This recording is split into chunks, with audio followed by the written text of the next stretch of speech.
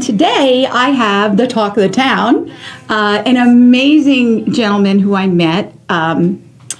There's so much to talk about what makes him him. So many skill sets and so many passionate activities that he's been a part of.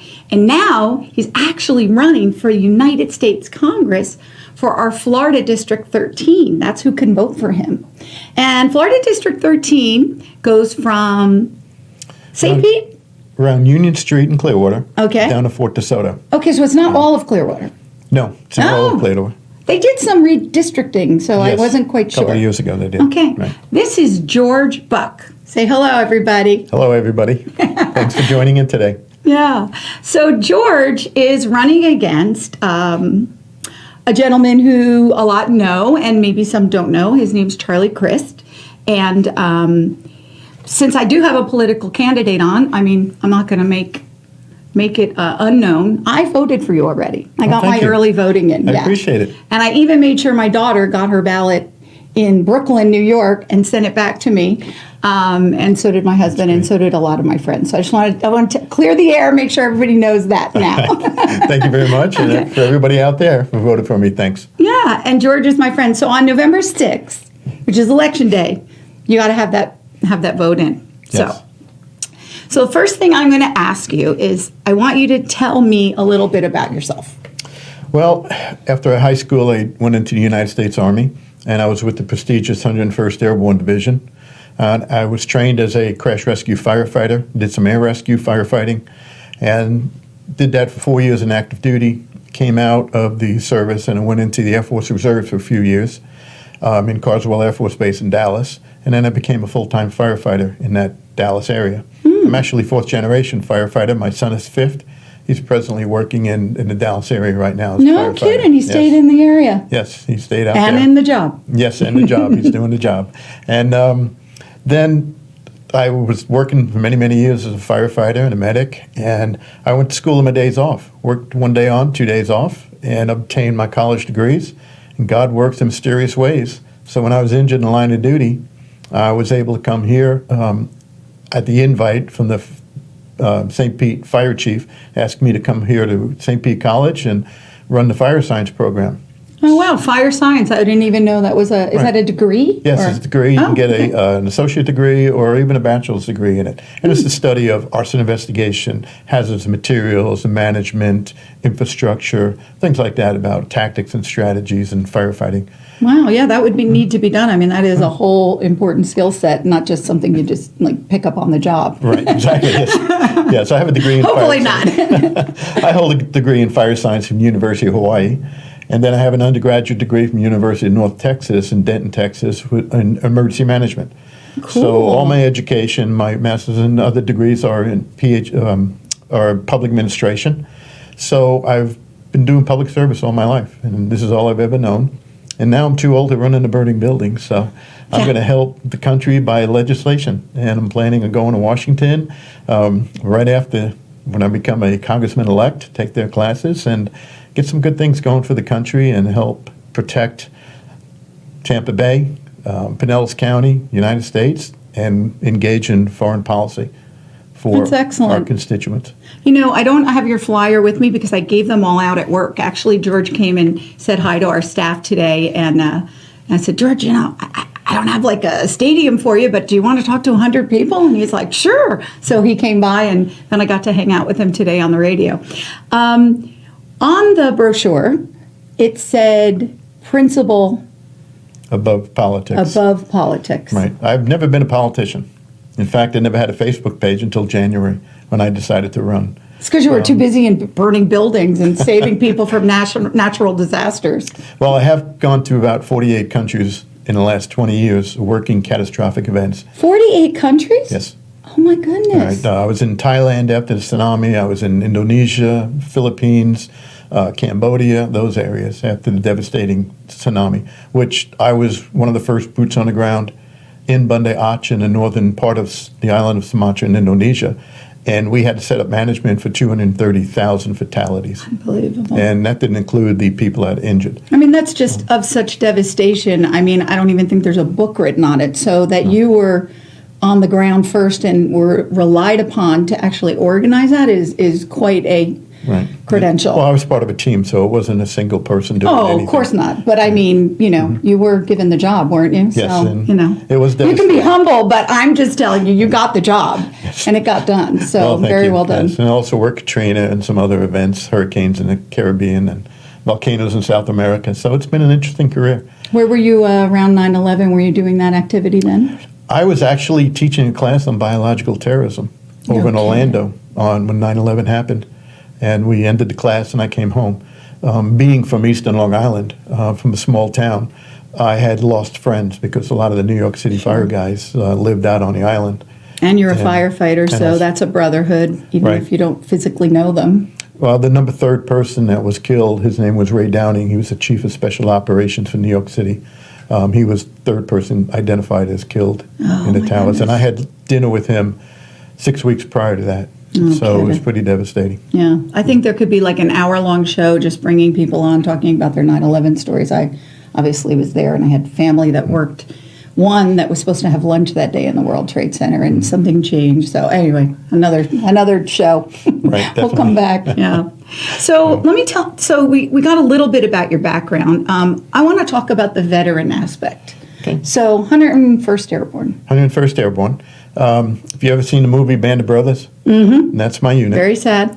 Yes. Well, it was also victorious. It was. It's true. You know, it's You have to something- get pulled there to then have Right, that. exactly. Well, I'm actually the president of 101st Airborne Association, located for Florida Gulf Coast chapter. Oh, great. So we raise lots of money for scholarships for veterans, families, veterans that were killed or injured, and also for scholarships for grandchildren of the veterans of the 101st.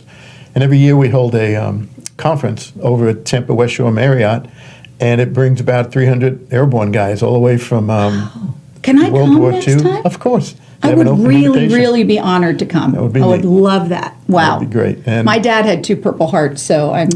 thank you and for he the was service. airborne as well. Was he? Great. Yeah. Was he 82nd? Yeah, Okay. 82nd. A little bit of a rival, but we'll That's accept them. okay. Come on. Exactly. We're all older now. That's right. Everybody's a brother. Yeah. So it's the Wednesday after Super Bowl every year. Excellent. Well, So I will that's when we'll expect start. I will expect my seat because I want to come. Okay. My you're husband there. as well. That's great.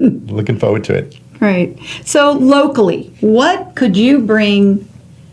You get in Congress, right?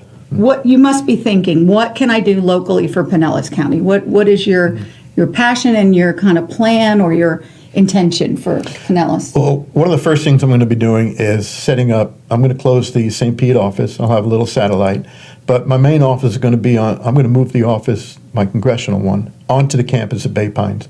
25% of the population in District 13 are veterans, and we all know about the bureaucracy. I'm a disabled vet myself. I've actually had an appeal in since 2011. Since 2011. Yes, been dealing with the bureaucracy.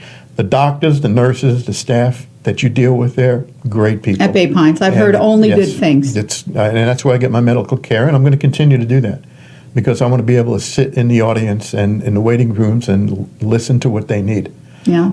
So I'm planning on opening up an office there just for the veterans and for all the constituents that want to come there because they'll be able to come see what the VA I was hospital going to is. say, what a thing. You're immediately, just by being there, bringing so much awareness, Right. and you'll probably get so many more like little activities spurred off of that. Exactly.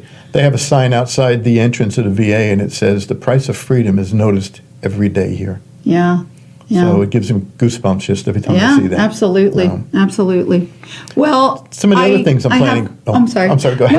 No. on the what you said, and you don't have to go into grave detail, but you did say you were a disabled vet. And so what Yes. happened, if you don't mind me Well, I asking? kind of took a hard landing on the shed of my jaw in a helicopter. From a jump? No, from a landing. A landing. Yeah, Oh, hard landing. right. Okay. See, I don't know So, the terminology. yes. I apologize. I'm thinking, how hard was it?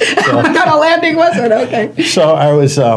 I've had 2 surgeries in the Army, and I've been going through care with the VA. The VA actually put braces on me as I was an adult for 6.5 You years. need it for the jaw. Yeah. Right. So basically, my jaw has been rebuilt, and Then I have some injuries as a firefighter, so I guess I'm pretty clumsy.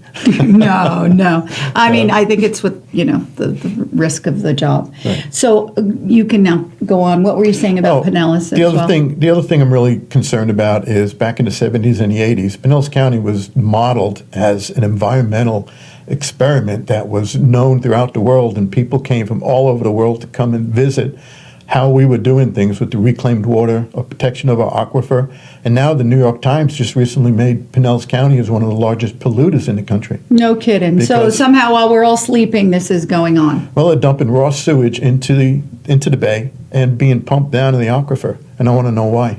Yeah. And it is a local issue, but when I go up there on January 3rd, January 4th, I'm going to be calling the Secretary of the Environment and say, I need a team down there in Pinellas County to find out what's going on. How do we come up with solutions? Because I'm solution driven. So that's probably like I go over to the Courtney Campbell and go over to Tampa that way, and I've seen signs where water quality of the little park there where everyone uses the Right. bay, and sometimes I saw that beach was closed. Is that as a result of that? I always often wonder. I don't know about that because the hydraulics of Tampa Bay, there's really no influx of new water in the Right. north part. So it gets So stale and it could, stagnant, yes. yeah. So, Okay. But, I mean, we still are dumping raw sewage into it. I had no idea. So, and it's got to be stopped. Well, I think that's the importance of when you vote, how important it is to take your time and actually research a little bit because, quite frankly, you're very busy people. Everybody is. We're trying to get our kids to do well. I mean, working parents just to get the homework done, the food, the bathing, and then get ready for the next day. Literally, that's all. If you have enough time to do that, that's all you've got. So you're not even going to know that raw sewage. I'm here 14 years. I did not know that. Right. So thank you for telling me, and Welcome. thanks for being the voice. Well, let's get it done. Yeah. We need to clean it up. So what about for the state? What action could you bring to the state? Because we all have our passions. What do you think you can do there? Well, one of my big passions is the environment. Everybody says you're a Republican, so you want dirty water. That's, and you know how all that. Well, works. those everybody's. They're Yeah, not. no, They're not me. exactly. So I'd like to look into making Lake Okeechobee maybe a possible Superfund cleanup site. It's called Superfund Cleanup Site, reauthorization of 1986, where they clean up large hazardous materials. And we have an ecosystem there that needs to be cleaned up. And then we have to also do the mitigation of it. How are we going to prevent it from becoming dirty again? Right. I know a Because lot some of... damage is already done, and Right. so how do you reroute it or try to bring it Right. back? The sugar industry, yes, they contribute. But a lot of the contribution of fertilizers and sewage comes from the Orlando area because we all know how it flows downhill. And so we've got to work on Kissimmee possibly- River, right? I mean, I think that's Kissimmee River one of them, and yeah. just and the Orlando area is big metroplex and people are using fertilizer, so it's got to drain somewhere. Right. So we just have to do some more research, find out what the best avenue is, and make that a cleaner. Right. It's not going to be a environmental one-pronged ecosystem. thing. I No, agree. exactly. And then there's no easy solutions. Yeah. But we can't do it all right now, but we'll get it done over time. Great. Well, I'm sure you'd pick up the right people to do that if you have the passion, right? Right.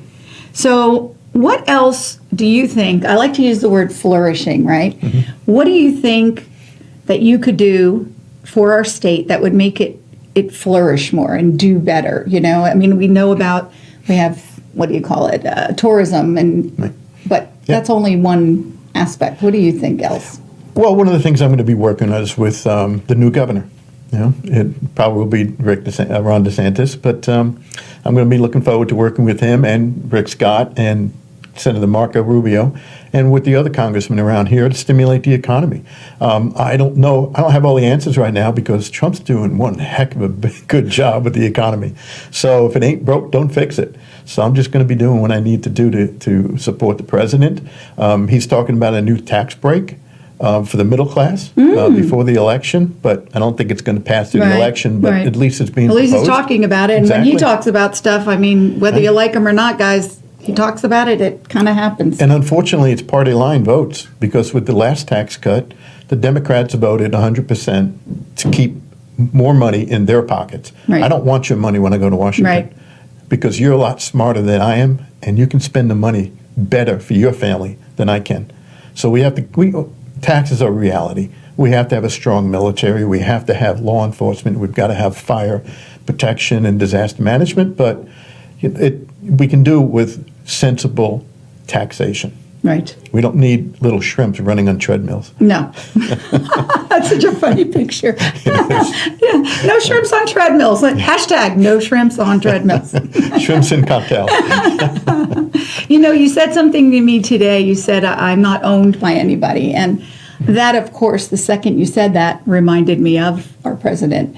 And I thought to myself, who can tell the president about this wonderful guy here in Florida who's also not owned? So if anybody out there has any ins or is really good at tweeting, I think that aspect of getting President Trump's attention on Mr. Buck here would be prudent. Well, thank you. Yeah. I'm probably the least financed, but heavily endorsed, and I owe nobody. It's beautiful. There's nobody going to be knocking at my door when I get to Washington. Well, the theme is, the word on the street is, when you hire somebody for a job like this that isn't a politician, it's becoming quite popular. So I think you've got that aspect in spades. It's been a whole new world for me over the last 10 months. I bet. So United States, we have a national situation. We have all kinds of crazy things going on, things that I never thought in my life that I would see. Such disrespect and violence and kind of crazy stuff. We don't have to totally get into that, but you must have an opinion about that. And nationally, going in as a United States congressman, did you give that any thought? Like what you might be able to bring to the table on that? I'm not that far right because we have to compromise. That's what our founding fathers wanted. They wanted us to compromise. I'm going to look at things from the other side, but it shouldn't be their side and our side. It should be America's side. Mm-hmm. I always promote myself as a non-hyphen American because I am an American. I served my country. My family's been here for many years, and I do have some newly immigrated parts of my family from the 20s, but I'm an American. I'm not Swedish or Irish or anything like that. I'm strictly an American. I stand by that. So I will do everything I can to promote America as a common cause country and people. We have to be united. Look what we did in World War II. Once we united, we defeated a huge, huge threat against our freedom. Yeah, and also a threat unseen before and a threat of such magnitude that no one really knew how bad that was. Mm-hmm. And we did the same thing in Desert Storm. We united. The president allowed the military men to fight the fourth largest army in the world, and it lasted 100 hours. God bless America. Yeah, there you go. There you go. Well, I think that November 6th is going to be quite interesting on a lot of aspects. I think that we have local things and we have, countywide things, and then we have state things. I mean, that ballot was quite interesting. 20 minutes ago now. Holy cow. And then you get to the questions, yes or no, and they have all these double negatives, and I'm like, wait. If I say yes, did I say no? Exactly. And if I say no, did I say yes? I think they do that on purpose. I swear. I think they want to confuse you. Yeah. Yes, yeah. And I don't believe that the Constitution should house a lot of those things. No. That can be done by the legislation. Yeah. The Constitution's sacred. Yeah. Good. Well, that's good to know. I think there are a lot of my friends out there that will be happy to hear you say that that's really at your forefront of your thinking when you make decisions. That's good. I'm in small government because the people are stronger than the government is. Excellent. So what can we tell voters? What can you tell voters about you, or what your last, I don't want to use the word pitch because sometimes people think that's a bad thing, but it's, what do you want to tell people? Why should they vote for you? Because there are plenty of people that don't early vote. They will go to the polls. So before they go to the polls, I want George to tell you why he thinks you should vote for him. Well, I'm going to be a fresh face up there. I'm not the youngest guy in the world, but I'm going up there with an open mind. Never been in politics before, and I don't know anybody. So I'm going up there for you. I'm going to fight for you, and I'm going to fight for Florida, and I'm going to fight for the United States. And my foreign policy experience is going to help President Trump and our military. One of my first trips I'm going to be doing overseas is going to visit our troops, especially Pinellas County troops that are stationed in Kuwait, Iraq, Syria. I'm going to head over to Israel, and I'm planning on going to Afghanistan to visit. because I'm going to show them the support that this county will give to our troops through me when I travel overseas and when I win on November 6th. That's awesome. So, you want to back a winner, I say back George Buck. Back Buck. Buck the system. That's it. That's it. So I want to ask you something. I read something that there are 172 veterans running for Congress in Right. November. That's the last number I've heard also. I mean, existing now, how many do you Well, think out of there are? 435 members of the House, there are only 19 veterans serving. And then we wonder why the VA is a little messed up. So let's get more of us in there and let's get the system fixed so we don't have to talk about contracting it out for the veterans. We can take the veterans to the VA hospital and make sure that they get the help they need. Because sometimes you can't go to somebody who's never experienced the military. I believe that. Especially in PTSD dealings with the veterans. They want to be around other veterans, not just go into a group of people who have never been into combat. So you're in a situation where everybody has seen tragic things and they can relate to you. And then, there are obviously, we meet people, there are kids, people, all different levels of whether they're shy or effusive or, outgoing. And then you take that and then plus the PTSD, they're not going to just say to you like, hey, I can't really relate to you. That's going to be like all bottled up. So I think it's incumbent upon us to put people that, just by talking to someone, if I go, he gets me. Right. He knows what I'm going through. Yeah, he's been there. Yeah. Yeah, we chewed up the same dirt. I totally agree. I agree. So why do you think there's 172, veterans running? I mean, if there's 19 existing and 172 are running for offices in November, I mean, that's huge. What do you think that means as far as a movement or, for lack of a better word, a passion that people have Well, look right at the now? dysfunction of Congress. And veterans are mission orientated. So it's being a firefighter and a veteran. Tones go off in the fire station, I jump on the engine, I go get the job done. There's none of this pretty Well, let's have a BS. meeting. Yeah, let's have a meeting to discuss the next meeting. Let's just get it done. And that's what it is. And I know not everything's going to happen all at once, but I'm going to go up there and I'm not going to change the world, but I'm going to cause a few bruises, and they're going Yeah. to know I'm there. Yeah. They're going to know about Pinellas County.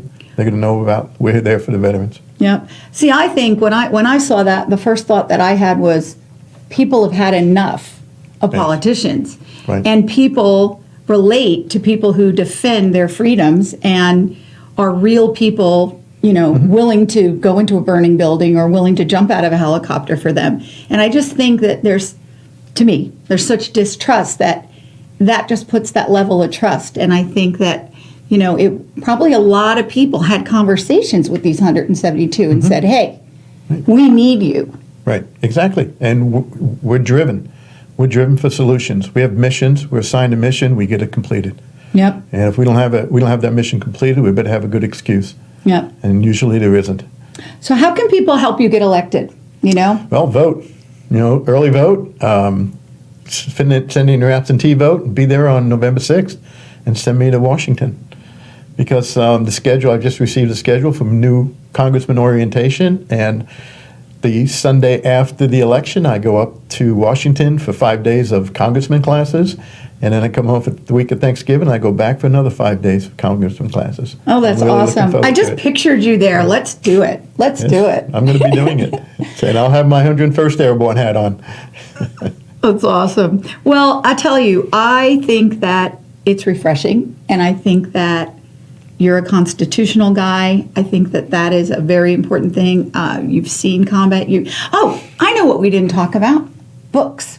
Oh, okay. He has written 6 books. 6. I saw one of them today.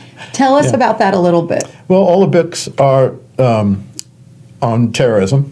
I've written a book on preparing for biological terrorism, preparing for terrorism, preparing for infrastructure terrorism. And those books are designed to help first responders respond to catastrophic events due to chemical, biological, or explosive terrorism. We have to protect the first responders, because if they're not protected, they're not going to be able to help anybody else. Right. And that's what the books are designed for. I went to Israel one time for 2 weeks, and I ran out with their terrorism response unit, and I learned their techniques for responding. It was a tremendous help, and it was a tremendous education, because I went into the occupied territories. and spoke with some people there about the ideology. And I also taught a class on the ideology of national and international terrorism at the USF at a graduate level. Wow. Well, that's amazing. I mean, being there, you must have really just to bring the reality to the book learning, you know, Right. and actually see it in action. It's totally different, right? I witnessed 2 market bombings there. No kidding. Yes. Yikes. Yeah. Ay, ay, ay. My son was just in Israel, please. It's a fabulous place. Yeah. Love it there. All right, everybody. Well, we're almost out of time. George, thank you very much for coming. Thank you, Lynn. I appreciate I'm going to this. do everything I can to get you some votes. Thank you. And you guys in Facebook land, please do the same in Radio Land. I want to end the show with something important that I'm working on. And George contributed. He got himself a nice T-shirt here. We got 1 minute left. This is the Support the Florida Panhandle Relief Efforts. And I am running this. This is my nonprofit Concerned Businessmen's Association of Tampa Bay. We have a website set up. It is cbatampabay.org/hurricane-Michael. And on our cbatampabay.org page, there is a whole link and a page that you can donate very easily. I just want to ask you to please donate $10, $20, $50, $500. We have great T-shirts that are limited edition that say "We Stand Together, Florida Strong," 3 different colors, and I really would love to get you one. So for a $20 donation, 15 of that goes straight to the ground. The 5 pays for the shirt. So thank you for listening. I hope you check my links out below, and let's help get George elected. Thank you. Thank you, everybody. Have a great Bye-bye. evening.